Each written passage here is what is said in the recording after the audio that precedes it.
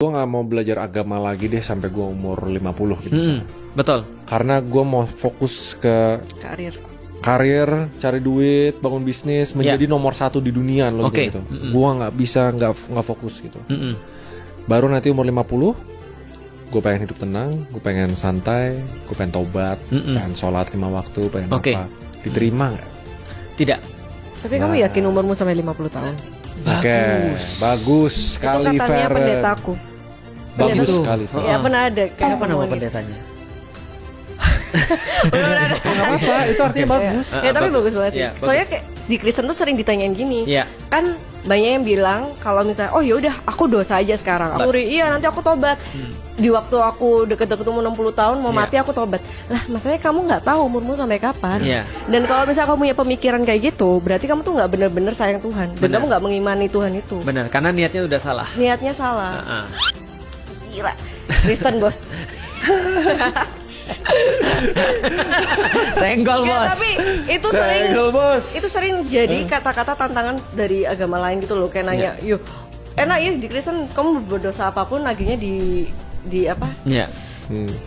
Di apa sih? Diampuni. Iya, dia ditebus dosa-dosanya. Iya, padahal nggak kayak gitu konsepnya. Iya. Sama kayak yang kamu ngomong. Oke, balik lagi. Itu bagus argumentasinya.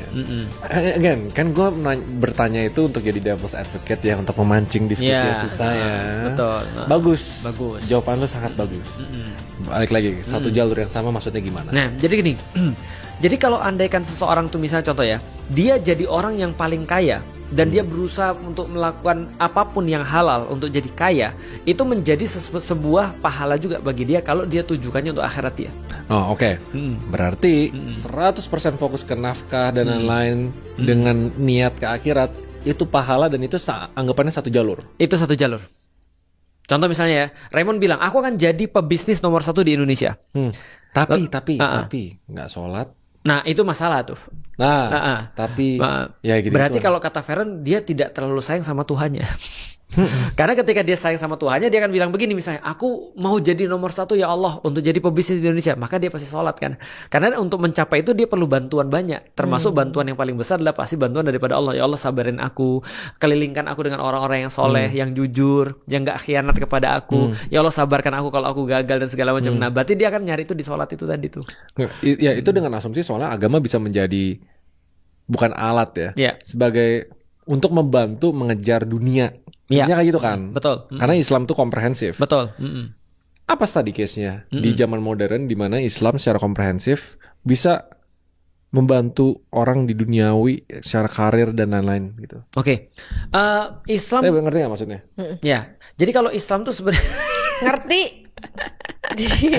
Soalnya kan kalau misalnya kamu kerja terus tiba-tiba diganggu sholat kan gak konsen kerjanya. Iya. Gitu kan maksudnya. Bukan sih tadi nggak bahas sih. Oke. Contoh ya udah lanjutin dulu ya. Contoh nyata ya. Ini yang bersifat teknis. Aku nanti masuk ke yang lebih dalam lagi. Ini yang bersifat teknis. Tahu nggak sih Google itu meminta karyawannya untuk tidur siang?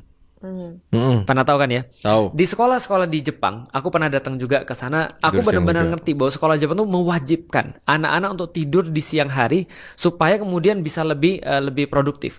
Ternyata Google tuh ngerilis kalau aku nggak salah itu berapa persen peningkatan orang-orang produktivitas ketika dia tidur di siang hari. Jadi daripada dia tiduran kayak maling-maling atau misalnya kayak capek terus ketiduran di depan komputer kayak gini, dia lebih baik dikasih tempat tidur. Dan ketika dikasih tempat tidur, dia bisa lebih produktif di sisa harinya.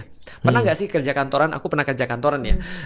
Jam 12 itu kita makan terus nggak boleh tidur. Jam 1 sampai jam 3 sampai jam 4 itu setengah mati tuh. Jaga kepala agar tetap tegak begitu tuh setengah mati tuh. Benar. Gitu kan ya. Nah karena kita nggak tidur siang. Di dalam Islam tidur siang itu menjadi sunnah.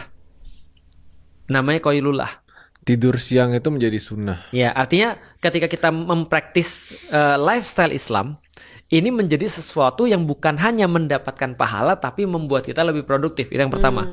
Yang kedua, dalam aturan tidur yang lain. Tidur di dalam Islam ada tidur yang tidak boleh atau makruh, dibenci Allah tidurnya. Ada tidur yang disunahkan, disarankan kayak tadi qailullah tadi. Ada tidur yang merupakan alamiah.